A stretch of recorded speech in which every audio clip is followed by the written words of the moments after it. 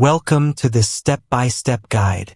In today's tutorial, I'll show you exactly how to embed a PDF file directly into the body of your Outlook email using the updated 2025 methods.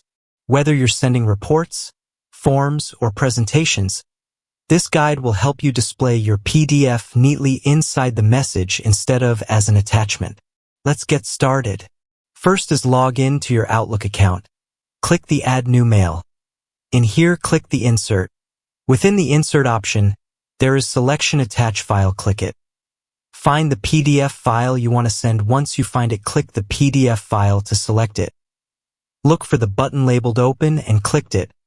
By doing this, you're telling Outlook to embed the PDF file directly into the body of your email. And that's it. You now know how to embed a PDF file right into the Outlook email body quickly and easily using the 2025 Outlook tools. If you found this guide helpful, feel free to explore more tutorials to upgrade your emailing skills. Thanks for watching, and see you in the next one.